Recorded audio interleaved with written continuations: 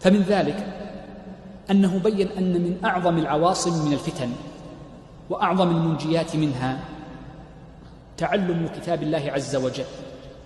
وعندما نقول تعلم كتاب الله عز وجل فالمقصود معرفة حدوده وحروفه معا، فإن المرء إذا كان تاليا من غير معرفة للمعاني فليس من أهل القرآن، إذ صاحب القرآن لا بد أن يكون عالما، إذ قد يكون بعض الناس عندما يتلو القرآن ولا يتعلم معانيه يهلك. وقد مر معنا في حديث عقبة أن النبي صلى الله عليه وسلم قال: فتنة أمتي في الكتاب، يعني القرآن.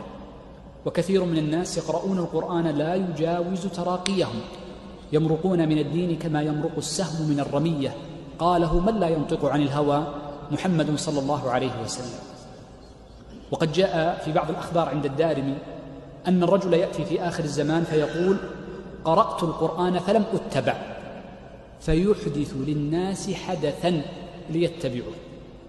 فالمقصود من هذا أننا عندما نقول إن من أعظم العواصم معرفة كتاب الله عز وجل أي معرفة حروفه وحدوده، والعناية بالتفقه فيه، وعدم ضرب بعضه ببعض، وعدم ضربه بالسنة، وإنما النظر فيه.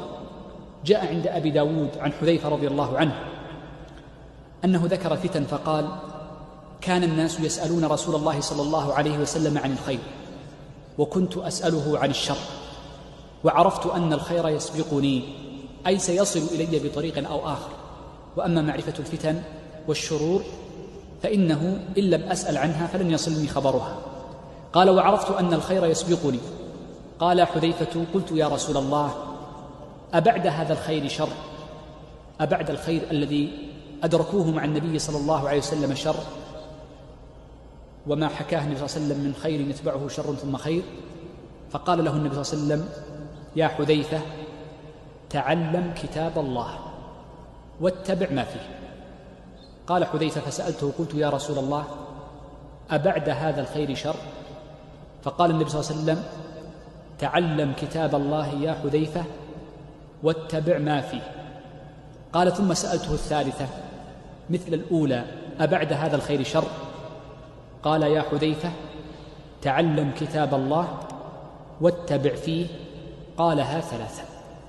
انظر هذه الوصية العظيمة التي قالها النبي صلى الله عليه وسلم لحذيفة ونقلها حذيفة لمن بعده: تعلم كتاب الله واتبع ما فيه. والله ما عني أحد بكتاب الله ملتجئا إلى الله راجيا منه سبحانه الهداية فيه إلا كان هذا الكتاب دالا له على الطريق السوي وعلى الصواب في الفتن وفي غيرها من المواضع، لأنه كتاب الله عز وجل. جاء في ألفاظ هذا الحديث عند ابن حبان أن النبي صلى الله عليه وسلم قال لحذيفة لما سأله عن الفتن في آخر الزمان قال: يا حذيفة عليك بكتاب الله. فقدم المعمول على العامل فيكون من باب صيغة اللزوم، لأن من صيغ الحصر تقديم المعمول على العامل، فيكون من باب التأكيد، أي أهم ما تلتزم به كتاب الله. قال يا حذيفة عند ابن حبان: عليك بكتاب الله فتعلمه واتبع ما فيه خيرا لك، أي خيرا لك من الخوض في القيل والقال، وخيرا لك من السؤال عن ما لا ينفع، وخير لك من الانشغال بكثير من الأمور. وجاء عند الدارمي أن حذيفة رضي الله عنه قال لبعض أصحابه: أتدري كيف ينقص العلم؟ قال: قلت، يعني الراوي: كما ينقص الثوب وكما ينقص الدرهم كما ينقص غيره.